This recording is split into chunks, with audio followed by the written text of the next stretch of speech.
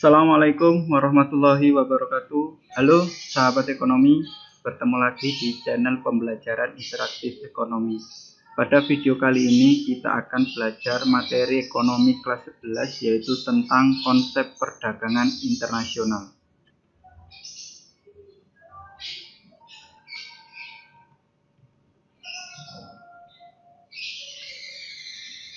Sebelum kita masuk ke materi, kira-kira adakah barang yang kalian gunakan saat ini merupakan buatan luar negeri?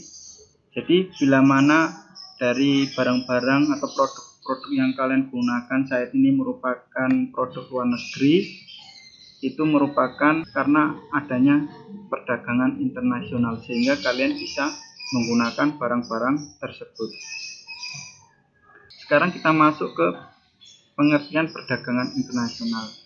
Apa sih itu perdagangan internasional? Jadi perdagangan internasional yaitu adalah suatu proses tukar-menukar atau jual beli barang dan jasa yang terjadi antara dua negara atau lebih dengan tujuan keuntungan. Jadi kalau kita ilustrasikan di sini ada negara A dan negara B. Jadi kedua negara ini saling melakukan kegiatan transaksi barang atau jasa. Jadi bisa dikatakan bahwa negara A dan negara B sedang melakukan perdagangan internasional atau biasa kita mengenal istilahnya yaitu adalah kegiatan ekspor impor.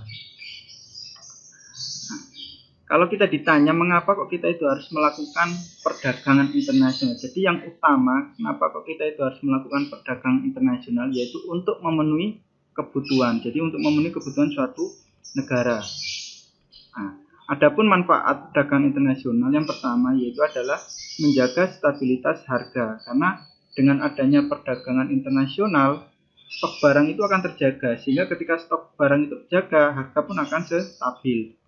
Selanjutnya manfaatnya yaitu adalah memperluas lapangan kerja, karena dengan adanya perdagangan internasional tentunya kan terjadi peningkatan produksi. Nah, karena adanya peningkatan produksi tentunya akan membutuhkan banyak tenaga kerja, secara otomatis akan memperluas lapangan kerja. Nah, selanjutnya manfaatnya yaitu adalah mendorong transfer teknologi. Nah, dengan adanya perdagangan internasional kita bisa transfer teknologi. Misalkan kalau kita impor barang-barang elektronik. Tentunya kan di negara kita juga harus belajar bagaimana cara menggunakan barang-barang elektronik tersebut, atau bisa juga kita belajar bagaimana cara memperbaikinya bila mana terjadi kerusakan. Nah, itu termasuk salah satunya mendorong transfer teknologi. Selanjutnya yaitu adalah memperluas pasar, karena dengan adanya perdagangan internasional yang sebelumnya itu produksi barang kita itu hanya kita jual di dalam negeri, nah itu bisa kita jual ke luar negeri.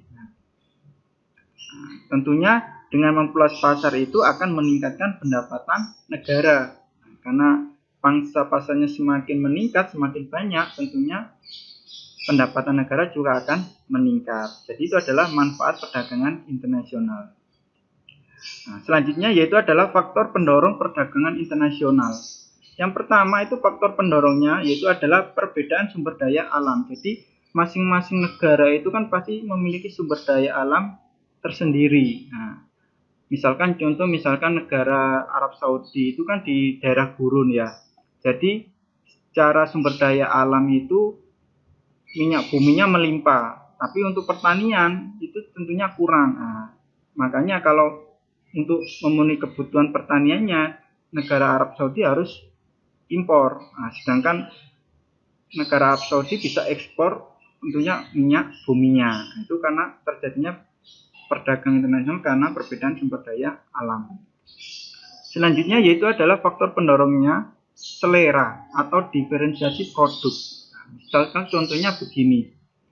Kita itu kan biasa suka makan apel ya. Nah, tapi kita itu lebih suka makan apel luar negeri. Nah, karena orang cenderung lebih suka makan apel luar negeri, padahal di Indonesia sendiri itu terdapat produksi apel di daerah Malang. Nah, itu akan memunculkan terjadinya perdagangan internasional sehingga produsen akan melakukan impor apel dari luar negeri. Selanjutnya yaitu adalah faktor pendorongnya penghematan biaya produksi. Nah, jadi ketika kita itu ingin memproduksi suatu barang dan biaya produksinya itu cukup tinggi, produsen akan cenderung untuk memilih mengimpor barang tersebut karena dengan mengimpor produksinya lebih rendah. Contohnya misalkan kita menggunakan peniti. Peniti itu kan produk yang tidak terlalu sering digunakan, tapi kita membutuhkan. Nah, daripada produsen di negara kita itu memproduksi sendiri peniti, lebih baik impor dari Cina. Karena apa? Biaya produksinya lebih hemat. Kenapa kok bisa lebih hemat di sana? Karena memang biaya tenaga kerjanya juga cukup rendah di sana. Selanjutnya yaitu adalah perbedaan teknologi. Nah, dengan adanya perbedaan teknologi ini juga menjadi pendorong perdagangan internasional. Karena contohnya misalkan di negara maju, itu kan teknologinya sudah maju. Ketika memproduksi mobil itu bisa menggunakan mesin. Nah, sedangkan di negara kita belum mampu. Itu bisa terjadinya perdagangan internasional. Karena penyebabnya perbedaan teknologi. Selanjutnya yaitu adalah faktor penghambat perdagangan internasional. Yang pertama, faktor penghambatnya itu adalah karena kondisi keamanan suatu negara. Jadi, ketika kondisi suatu negara itu tidak stabil atau tidak aman, maka itu akan juga menjadi penghambat perdagangan internasional. Karena apa? Masyarakat di sana akan cenderung mengurangi konsumsi barang-barang luar negeri. Karena apa? Karena negaranya juga tidak stabil. Nah, yang kedua, faktor penghambatnya yaitu adalah tidak stabilnya kurs mata uang asing. Jadi ketika kita melakukan perdagangan internasional, biasanya kita kan menggunakan mata uang asing yang disepakati, biasanya kan dolar. Ketika mata uang asing itu nilainya tidak stabil, tentunya akan juga menghambat. Karena apa? Produsen akan lebih takut. Karena apa? Karena takutnya di sini kan ketika nilai tukar kursnya asing itu semakin tinggi, otomatis kan biaya yang kita keluarkan juga akan semakin tinggi.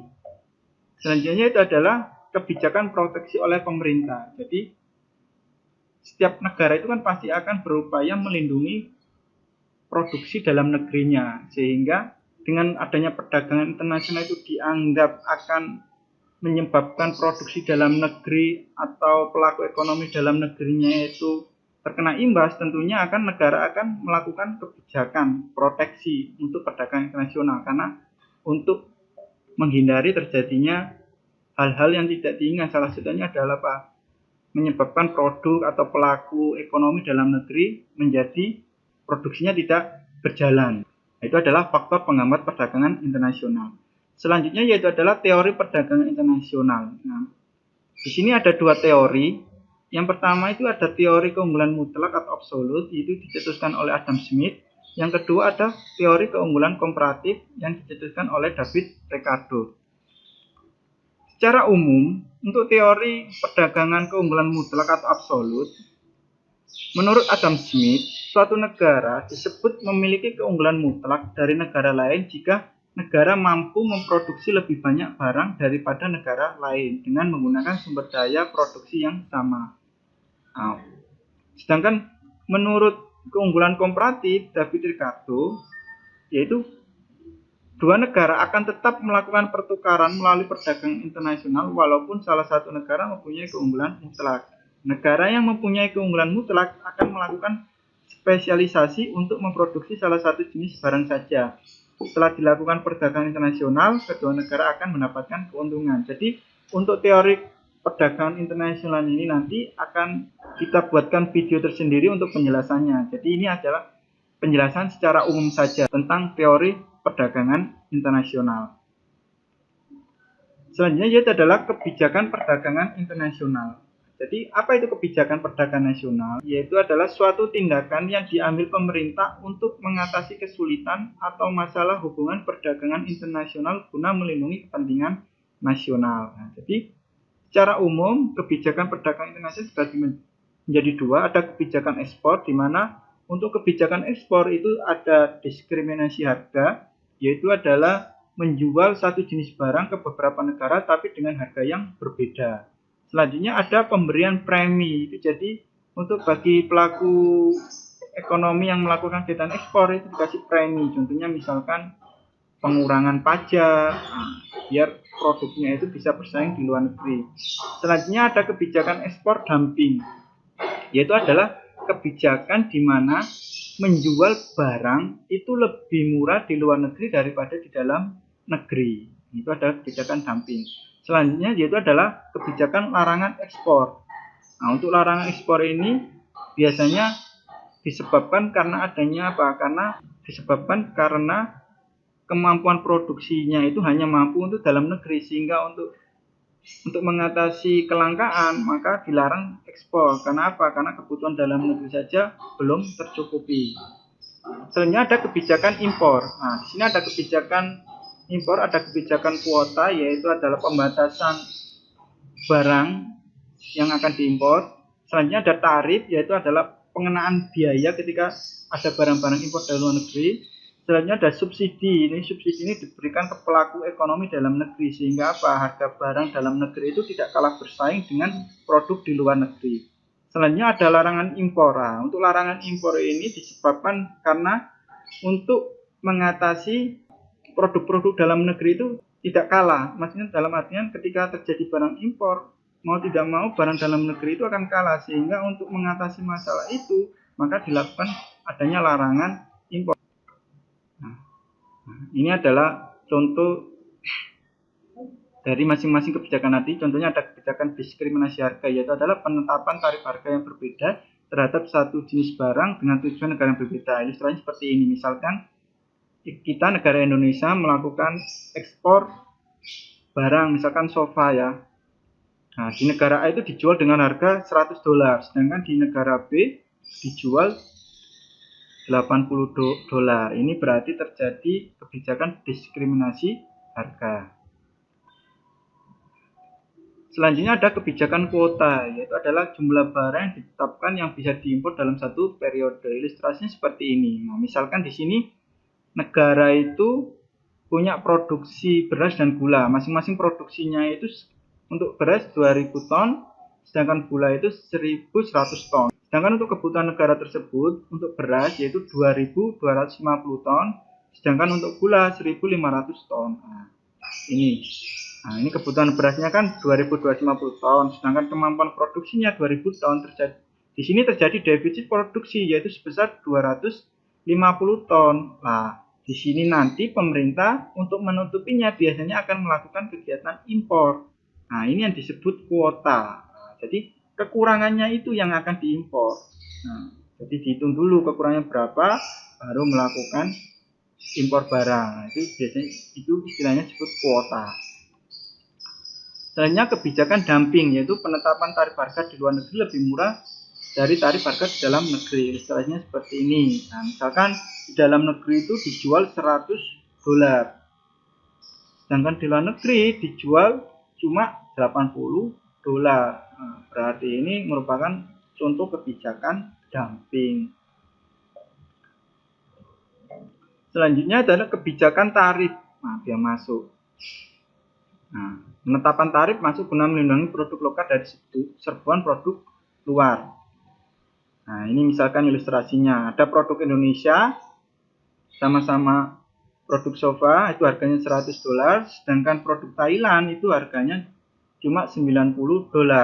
Nah, sebelum adanya kebijakan, tentunya kan kalau seperti ini orang akan cenderung untuk membeli produk Thailand. Kenapa? Karena harganya lebih murah. Nah, produknya sama, kualitasnya sama, tapi harganya lebih murah produk Thailand. Tentunya orang akan cenderung lebih memilih untuk membeli produk Thailand. Nah, untuk itulah kenapa dibuat kebijakan tarif. Misalkan tarifnya 20% untuk barang impor. Nah, pemerintah menetapkan kebijakan biaya masuk 20% atas barang impor. Nah, listriknya seperti ini. Produk Indonesia tadi kan harganya $100. Produk Thailand yang awalnya $90, dengan adanya kebijakan tarif maka akan bertambah 20%. Nah, harganya menjadi $108. Nah, kalau seperti ini orang akan cenderung lebih memilih produk dalam negeri atau produk Indonesia karena apa? Harganya lebih murah. Jadi dengan adanya kebijakan tarif itu salah satunya untuk melindungi produk dalam negeri dari serbuan barang luar negeri.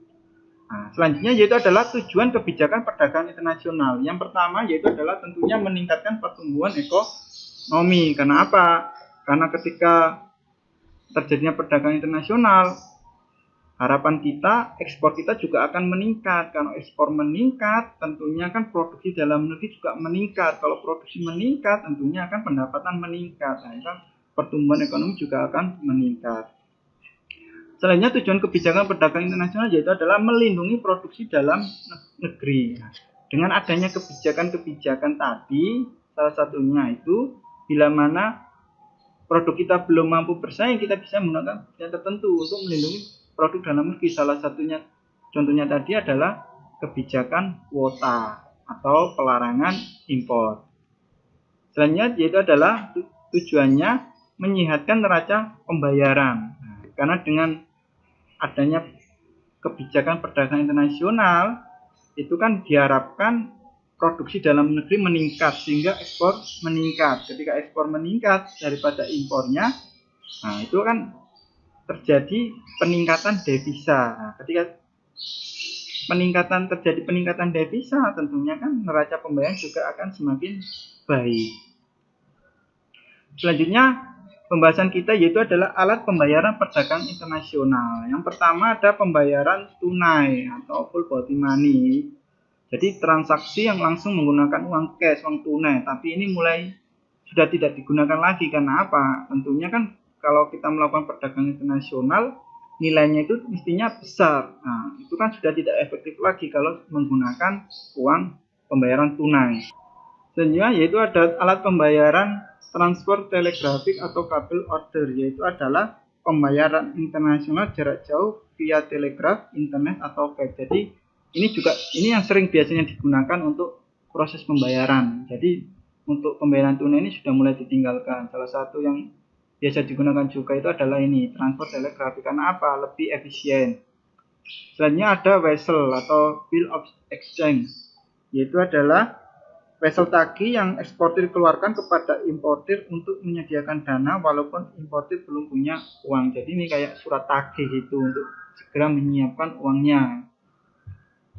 Selanjutnya ada letter of credit atau LC. Nah, jadi letter of credit atau LC yaitu adalah surat perintah eksportir kepada bank untuk menyediakan dana talangan guna membayar barang impor untuk eksportir karena importir belum punya uang. Jadi istilahnya itu kita meminjam uang dulu ke bank untuk membayarkan terlebih dahulu. Tentunya kita sudah kerjasama dulu dengan bank tersebut untuk membayarkan terlebih dahulu, nanti kita baru membayar ke bank tersebut. Nah, ini yang paling sering digunakan dalam kegiatan transaksi alat pembayaran perdagangan internasional. Jadi ini adalah alat-alat pembayaran perdagangan internasional. Demikian pembahasan video kali ini. Bila mana ada kritik saran maupun pertanyaan, langsung saja tulis di kolom komentar. Terima kasih.